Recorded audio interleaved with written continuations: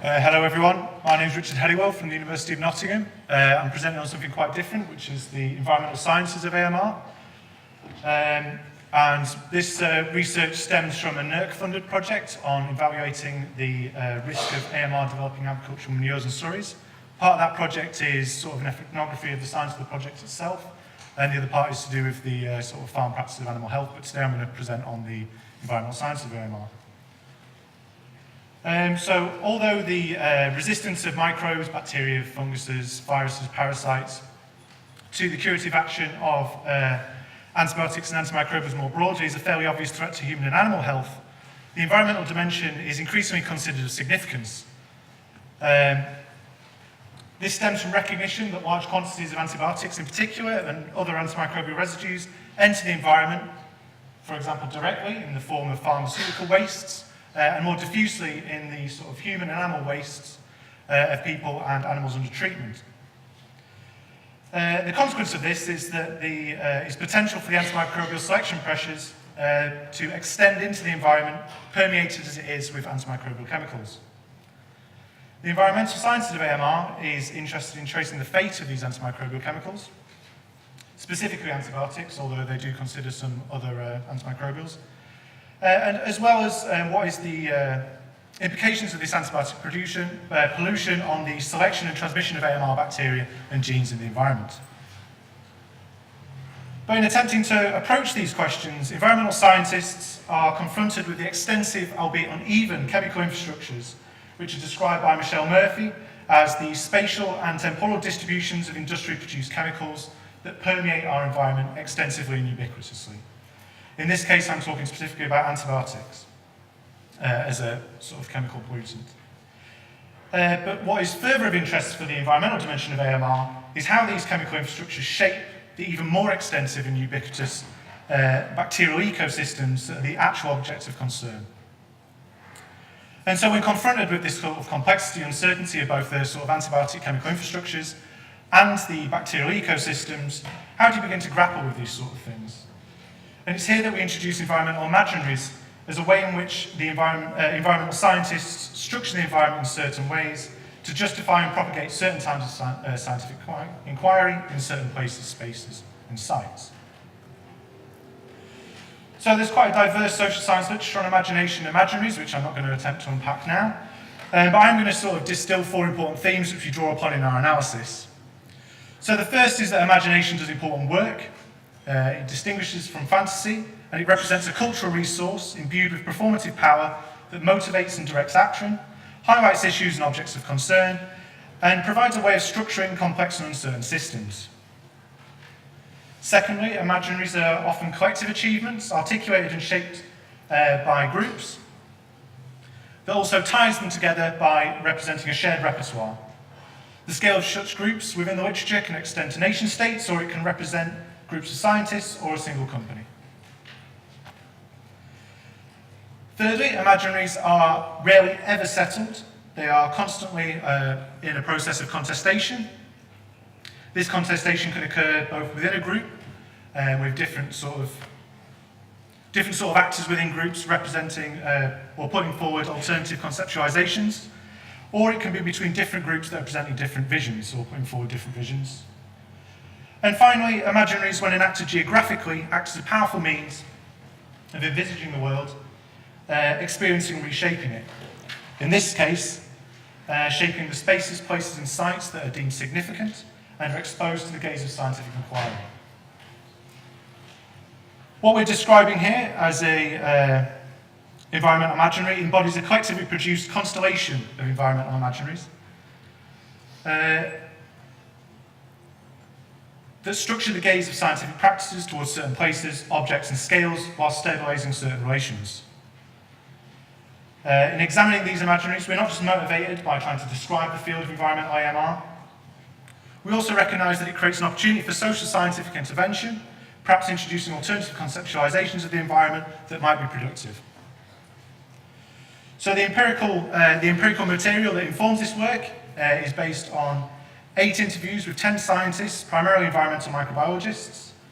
This represents scientists from the US, Australia, the UK, China, Sweden, and Norway.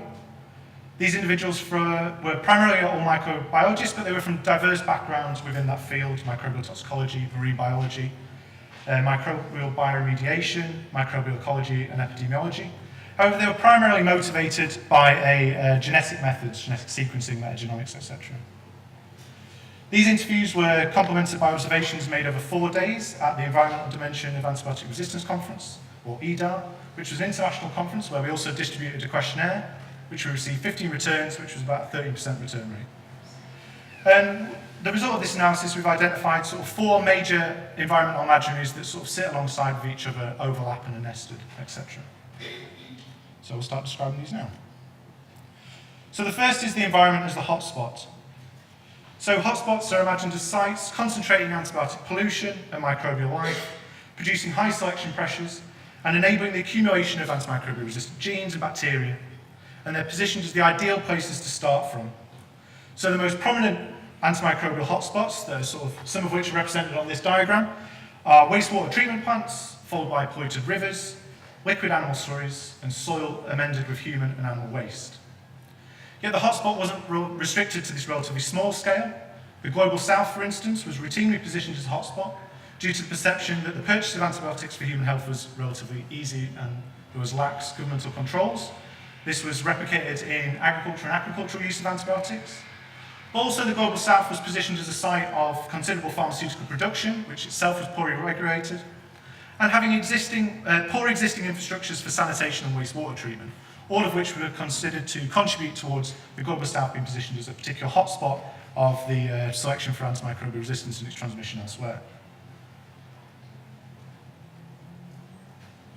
But the status of these hotspots was constantly in the process of being contested, often by the conflicting empirical analysis.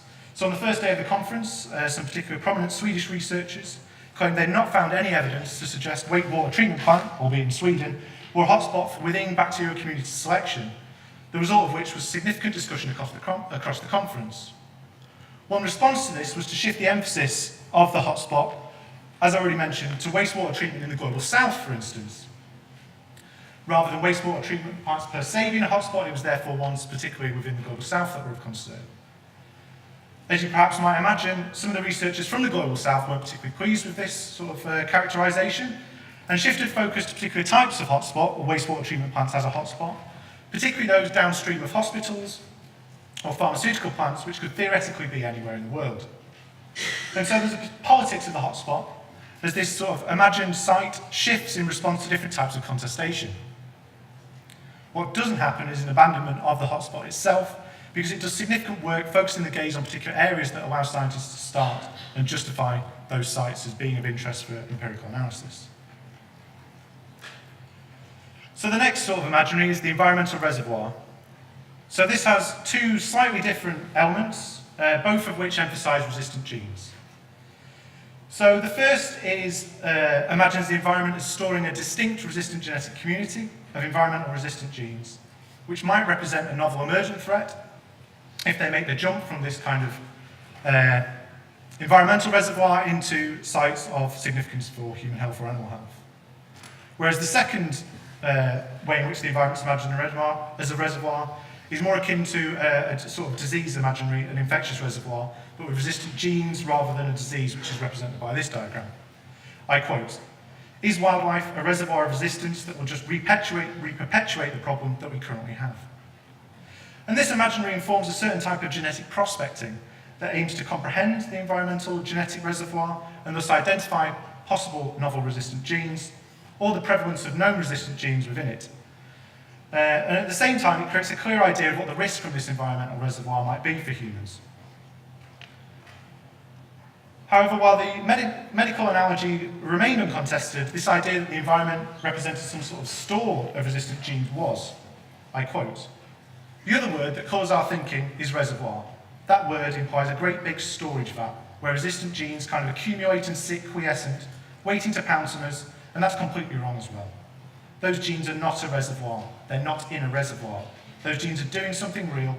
They are not waiting to be inconvenient to us." And so this contestation challenges the emphasis on the genetic reservoir, which also works by foregrounding genes to efface the human-perpetuated chemical infrastructures that are driving the mobilization of these genes and their accumulation within the environment. And it also more clearly rejects the notion of the environment as a store, which implies both stasis and containment. We now move on to the fluid environment. So with the environment broken into hotspots and reservoirs, movement becomes particularly important. If AMR doesn't move in the environment, does it matter? Water, therefore, becomes a particularly significant object. I quote, "To me, water makes sense. It's such an essential part of our lives, whether we're drinking it, bathing in it, or using it to prepare our food and grow our crops." This imagined connectivity through water strongly shapes what it was that scientists sampled, with liquids being the most common type of sample, and where their conceptions of risk were sort of concentrated. So everything here within the red circle was feedback from the questionnaire that identified high and low risks in the context of being situated with regards to water. The consequence of this was primarily that environments that were considered less dynamic or slow were marginalised, and soil in particular was singled out in this way. While no one contested the importance of water, several people did sort of defend the significance of soil by once again emphasising its connectivity. I quote, "Our recent research on fresh produce showing that there can readily be a link from the soil to the gut microbiome. But for others, the significance of soil came about exactly because of its slowness, which was positioned as perhaps facilitating the sedimentation of antibiotics, which rendered them unavailable, and therefore buffering them from passage into wider ecosystems. However, both soil and water certainly trumped air, which wasn't perceived as being particularly significant because it wasn't positioned as being able to carry sufficient bacterial life or antibiotic chemicals." So finally, we'll move on to the pristine environment. So the pristine environment is in certain ways overlapping with the reservoir, in that it stems from the notion that the environment is the sort of origin or a place in which unique and resistant genes are situated. But this idea of the environment as an origin of resistant genes poses something of a problem. I quote, "If we don't know what the background should have looked like, we will never be able to say what an elevated level is. So it's all relative." And in response to this, scientists imagine certain pristine environments from which comparisons with contaminated environments can be made. These are often environments that are spatially and temporally distant from human perturbations, so river sources, control soils, both those that have not been amended with manure and archival soils, which were stored before the advent of antibiotics. This was perhaps the most contested imaginary, firstly on the basis that there is no such thing as a pristine environment on Earth, and secondly on the basis that the environmental conditions of these pristine environments was often quite different from those of the contaminated environments in ways that go beyond the presence or not of antibiotics. I quote, "Well, people have tried to do it in archival soils. I'm a bit suspicious of these air-dried soil samples that are stored for 50 years. So for archival soils, they're kept dry and cool without nutrient renewal. For river sources, nutrient load and temperature are often very different from those further downstream. And control soils are often agriculturally managed very differently from those that are being sampled, which brings forward its own problems." So just in summation, what types of selective gaze do these imaginaries and the way in which they shape scientific practices produce? So firstly, because our case is interested in the interaction between two different objects of concern, that is the antibiotics themselves and the resistant bacteria, there are numerous tensions as these different objects move in and out of empirical focus, the most apparent of which is between the environmental reservoir and the pristine environment. For the reservoir, it's primarily imagined in terms of its capacity to hold genes, and the chemical infrastructures themselves are effaced. And this results in scientific practice which kind of predominates genetic prospecting, over concerned about these chemical infrastructures. The second is the pristine environment, which does completely the opposite and is primarily concerned with the absence of antibiotics. And the other factors that shape bacterial life, particularly temperature, are often effaced from these kind of comparisons. But there's also a temporal and a spatial dimension here. The hotspot and the fluid environment emphasize speed, connectivity, and concentration. And this is partly due to an effort to sort of prove with immediacy the environmental risk in tangible ways, as well as situate it in bounded sites, these hotspots. However, this effaces other types of connection as well as processes of sedimentation and latency, which may be significant for understanding this as an environmental phenomenon. And finally, implicit in these imaginaries is the environment starting only once a certain degree of spatial distance between the human and animal agriculture and the environment has been achieved. The small environments of the home, the hospital, the urban are largely excluded from view in the first instance, and with it the microbial and chemical infrastructures that permeate them are we're most directly exposed to. Thank you very much.